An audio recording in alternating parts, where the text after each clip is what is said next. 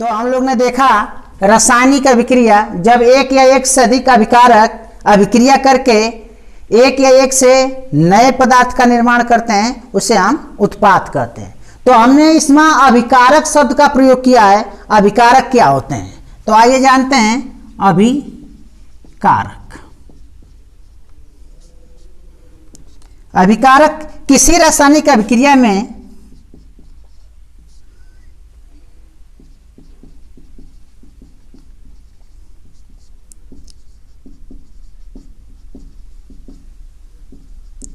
किसी रासायनिक अभिक्रिया में भाग लेने वाले पदार्थ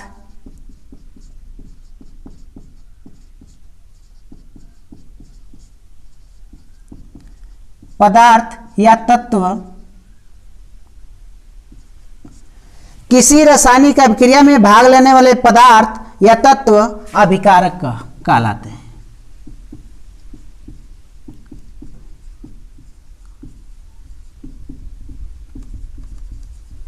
कोई भी रासायनिक अभिक्रिया हो रही है, जैसे हम कह दें कार्बन प्लस ऑक्सीजन, ये कार्बन पदार्थ यानी तत्व, ऑक्सीजन, ये दो यहाँ पे दिखाई दे रहे हैं, ये इसको हम कहते हैं अभिकारक। क्या कहते हैं? अभिकारक। और ऐसी प्रक्रिया के फलस्वरूप या अभिक्रिया के फलस्वरूप, जैसे हम कह दें उत्पाद, उत्पाद क्या होता है? तो अभिक्रिया के फलस्वरूप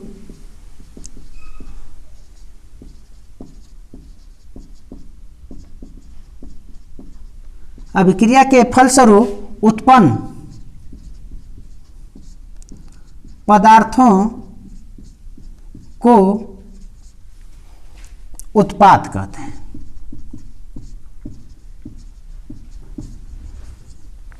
यानी कहने का मतलब कि अभिक्रिया के फलस्वरूप उत्पन्न पदार्थों को उत्पाद कहते हैं। तो यहाँ कार्बन प्लस ऑक्सीजन दो अभिकारक हैं, दो पदार्थ है, दो एलिमेंट्स हैं, और जब ये अभिक्रिया कर रही है तो एक नए पदार्थ का निर्माण कर रही है, यानी CO2 बना रही है, तो इसको कहते हैं उत्पाद। तो इससे साफ जाहिर हो गया कि अभिकारक जो है हमेशा हम बाएं बगल लिखते हैं और उत्पाद को दाएं बगल लिखते हैं। अब आइए देखते हैं इसकी पहचान। सबसे पहले हम इसकी रासायनिक अभिक्रिया की पहचान कैसे कर सकते हैं? तो रासायनिक अभिक्रिया की पहचान, रासायनिक अभिक्रिया की पहचान करने के लिए सबसे पहले 3-4 पॉइंट को ध्यान में रखेंगे। उसके अवस्था में परिवर्तन होगा, अवस्था में परिवर्तन। दूसरी प्रक्रिया है रंग में परिवर्तन। तीसरा पॉइंट है ताप में परिवर्तन। और चौथा पॉइंट है गैस का निकलना।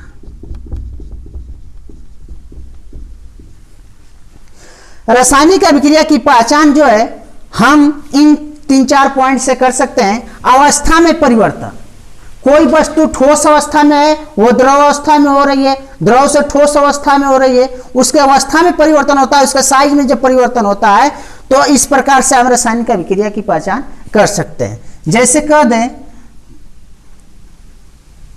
बर्फ से द्रव, ठोस है, द्रव में परिवर्तित हो रहा है, उसके अवस्था में परिवर्तन हो रहा है।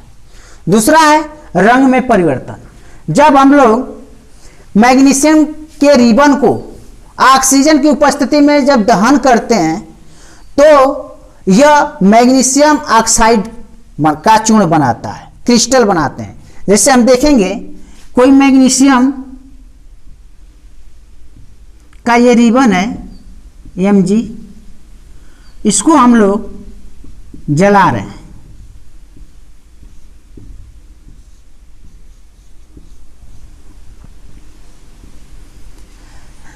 तो मैग्नीशियम को जब हम दहन कर रहे हैं ऑक्सीजन की उपस्थिति में, तो मैग्नीशियम जो जलता है तो ये सफेद छोटे छोटे क्रिस्टल के रूप में नीचे गिरने लगता है, चूर्ण के रूप में नीचे गिरने लगता है। तो इसके रंग में जो परिवर्तन होता है मैग्नीशियम ऑक्साइड बनाता है। तो यहां पर देखेंगे इसके अवस्था में परिवर्तन हुआ, रंग में भी परिवर्तन हुआ। यानी कहने का मतलब जब किसी मैग्नीशियम के रिबन को हम ऑक्सीजन की उपस्थिति में दान करते हैं तो मैग्नीशियम ऑक्साइड बनाता है। यानी कहने का मतलब Mg+O2 ये बनाता है MgO, मैग्नीशियम ऑक्साइड बनाता है, सफेद क्रिस्टल के रूप में चूर्ण बनता है। तो इसके रंग में भी परिवर्तन हुआ है। ताप में परिवर्तन, जब हम देखते हैं कोई भी चीज ऐसे लेते हैं, जैसे हम मान लें कि जिंक के छोटे छोटे क्रिस्टल को हम किसी फ्लास्क में इकट्ठा करें। मान लें ये फ्लास्क है,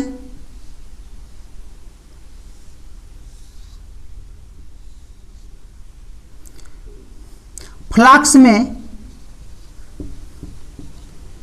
जिंक के क्रिस्टल को रखें और जिंक के क्रिस्टल को रखने के बाद इसमें तनु सल्फ्यूरिक अम्ल का विलयन जो है डाला जाए।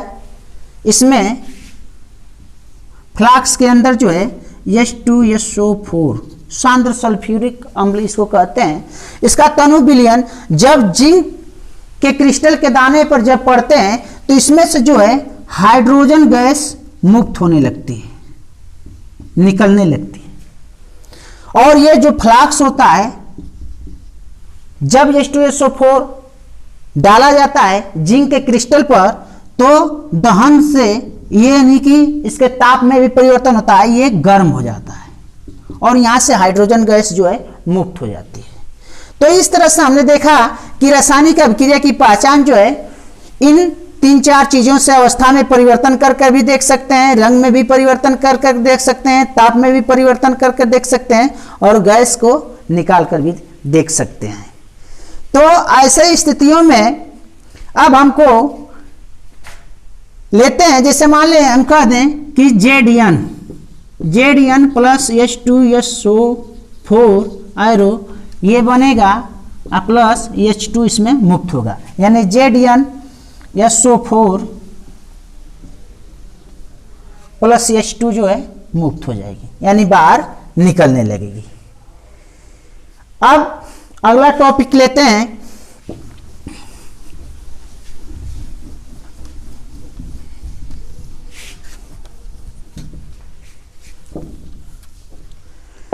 रासायनिक समीकरण।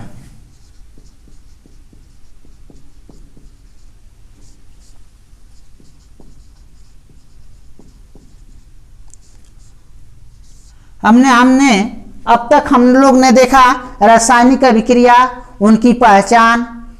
अब अगला पॉइंट होता है रासायनिक समीकरण। रासायनिक समीकरण किसी रासायनिक अभिक्रिया में भाग लेने वाले पदार्थ किसी रासायनिक अभिक्रिया में भाग लेने वाले पदार्थ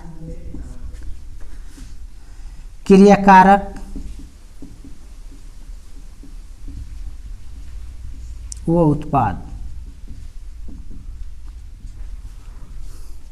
के प्रतीकों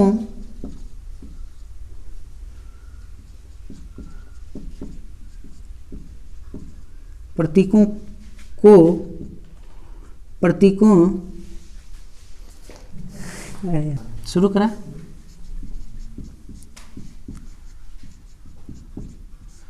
प्रतीकों सूत्रों के माध्यम से संक्षिप्त प्रदर्शन रासायनिक समीकरण कहलाता है। यानी कहने का मतलब किसी रासायनिक अभिक्रिया में भाग लेने वाले पदार्थ, तत्व, क्रियाकारक व उत्पाद के प्रतीकों और सूत्रों को माध्यम में संक्षिप्त प्रदर्शन छोटे छोटे रूपों के रूप में किसी भी तत्व एलिमेंट्स का नाम लिखकर, जैसे हम कह दें कि हाइड्रोजन प्लस ऑक्सीजन, ये दोनों मिलाकर, ये क्रियाकारक दोनों मिलाकर अभिक्रिया करके नया पदार्थ बनाएंगे तो ये पानी का निर्माण करते हैं। इन्हीं चीजों को छोटे छोटे शब्दों में, प्रतीकों में, सूत्रों में समावेशित करने की प्रक्रिया को ही रासायनिक समीकरण कहते हैं। जैसे हाइड्रोजन H2 प्लस O2, ये हो गया H2O। यहां पर देखा जाए तो इनके जो रासायनिक अभिक्रिया में जितने भी पदार्थ भाग ले रहे हैं, इनको संकेत के रूप में, संक्षिप्त के रूप में दिखाना ही रासायनिक समीकरण कहलाता है। अब अगला पॉइंट लेते हैं। जैसे हमने बता दिया कि किसी भी रासायनिक अभिक्रिया में भाग लेने वाले पदार्थ, चाहे क्रियाकारक हो, उत्पाद हो, उनके प्रतीक सूत्रों को संक्षिप्त प्रदर्शन करना, यानी संक्षिप्त में लिखना, ये क्या कहलाता है? रासायनिक समीकरण कहलाता है। जैसे हमने बताया था कि मैग्नीशियम को जब ऑक्सीजन की उपस्थिति में जलाया जाता है तो ये मैग्नीशियम ऑक्साइड बनाता है। लेकिन ये समीकरण जो है संतुलित समीकरण नहीं कहलाता है, इसको हम कंकालिक समीकरण के नाम से जानते हैं। कंकाली रासायनिक समीकरण क्या होते हैं देखेंगे। कंकाली रासायनिक समीकरण,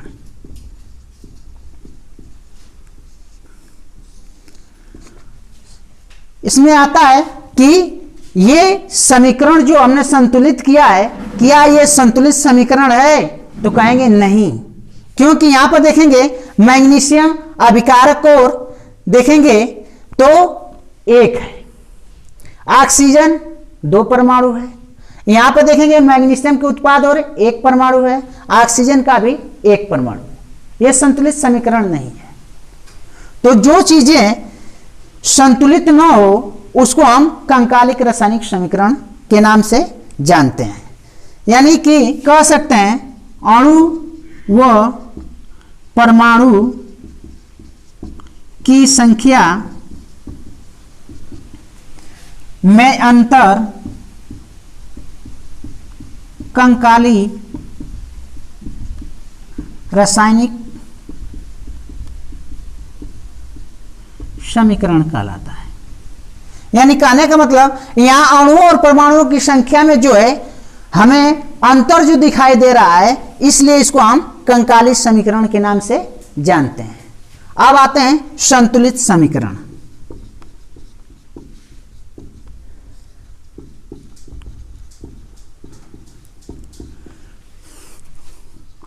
अणु व परमाणु की संख्या बराबर होता है। अणु और परमाणु की संख्या बराबर होता है, उसे हम संतुलित समीकरण कहते हैं।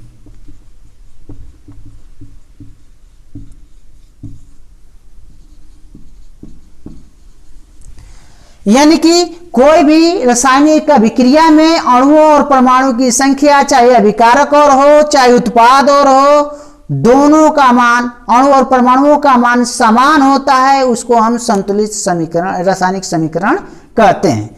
जैसे हम ले लें, यहाँ मैग्नीशियम जो है ऑक्सीजन के दहन पर मैग्नीशियम ऑक्साइड बना रहा है, तो यहाँ अभिकारक और मैग्नीशियम का 1 परमाणु, ऑक्सीजन का 2 परमाणु, और उत्पाद और मैग्नीशियम का 1 परमाणु और ऑक्सीजन का 1 परमाणु है। तो यहाँ देखेंगे यहाँ ऑक्सीजन के जो है 2 परमाणु है, तो हम लोग यहाँ उत्पाद और अगर 2 लगा दें और यहाँ 2 लगा दें मैग्नीशियम पर, तो यहाँ हमारा समीकरण जो है संतुलित हो जाएगा। मैग्नीशियम के भी 2 परमाणु, ऑक्सीजन के भी 2 परमाणु, ऑक्सीजन के भी 2 परमाणु और मैग्नीशियम के भी 2 परमाणु। इस तरह से हम लोग संतुलित समीकरण कर सकते हैं। अब संतुलित समीकरण में हम देखेंगे KClO3 arrow KCl plus O2 को संतुलित कीजिए। यहां हम देख रहे हैं अभिकारक और ये है उत्पाद। तो इसको संतुलित करने से पहले हम लोग कुछ पॉइंट पर ध्यान देंगे कि कौन कौन से अभिकारक में कितने परमाणु हैं, कितने अणु हैं, या उत्पाद में कितने परमाणु है, कितने अणु है। तो यहां देखेंगे, लिख लेंगे अभिकारक और ये लिख लेंगे उत्पाद और ये लिख लेंगे सूत्र या प्रतीक, सिंबल या तत्व। तो यहां पर देखेंगे पोटेशियम ClO3। उत्पाद में देखेंगे पोटेशियम जो है केवल एक है, अभिकारक में भी एक है, उत्पाद में Cl एक है, अभिकारक में Cl की मात्रा परमाणु की संख्या एक है। यहां देखेंगे उत्पाद में ऑक्सीजन जो है, ऑक्सीजन के 2 परमाणु हैं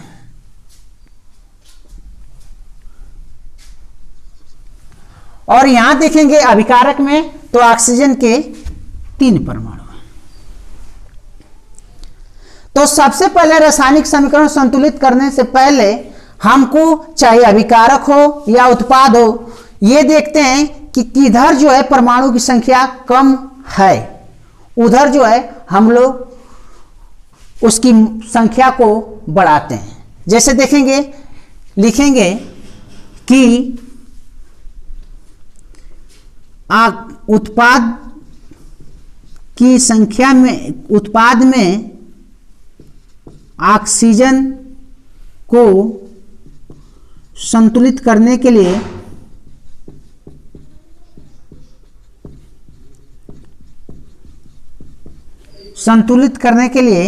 ऑक्सीजन के 3 परमाणु जोड़ते हैं।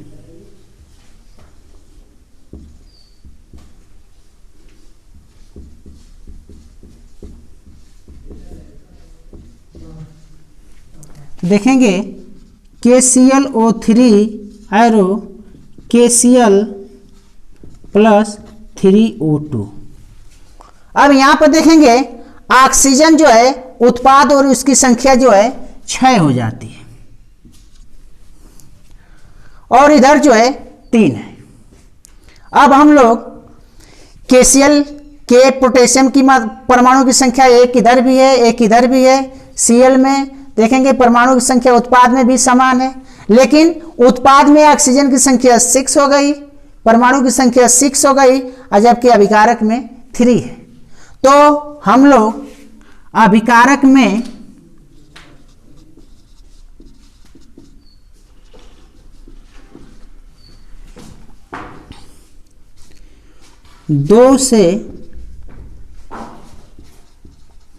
दो परमाणु रख देंगे।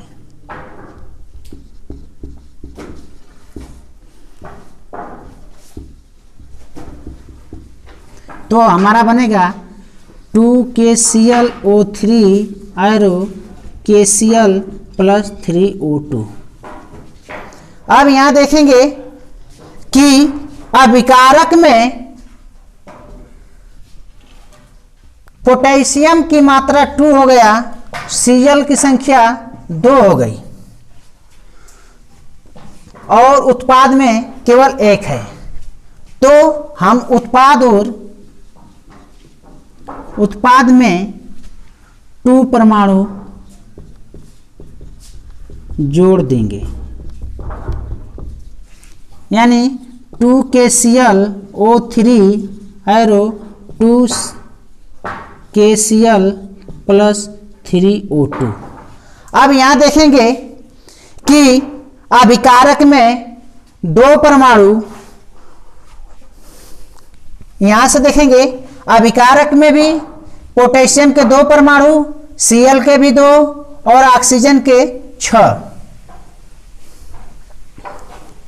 अभिकारक में 2, 2 और 6। और उत्पाद में देखेंगे पोटेशियम के भी 2, Cl के भी 2 और ऑक्सीजन के भी 6। इस तरह से हमारा रासायनिक समीकरण संतुलित हुआ।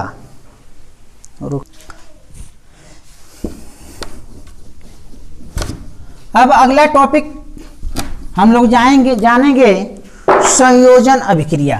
संयोजन अभिक्रिया क्या होती है?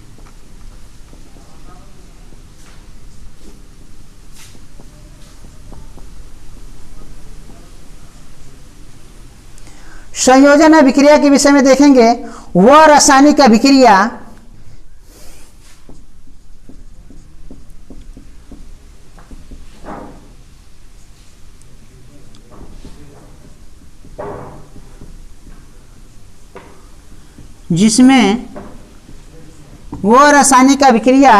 जिसमें दो या दो से अधिक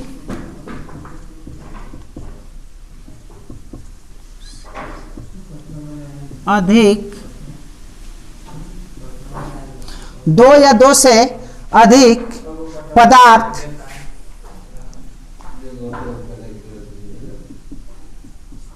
संयोग करके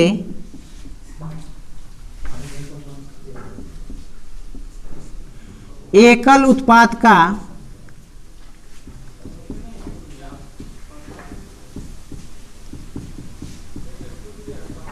निर्माण करते हैं उसे संयोजन अभिक्रिया कहते हैं।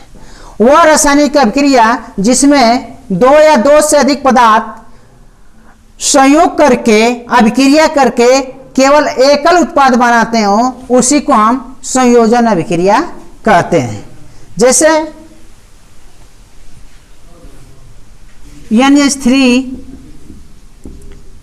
Ammonia NH3 plus HCl। यहां पर देखेंगे दो अभिकारक है अमोनिया और हाइड्रोजन क्लोराइड। तो यह NH4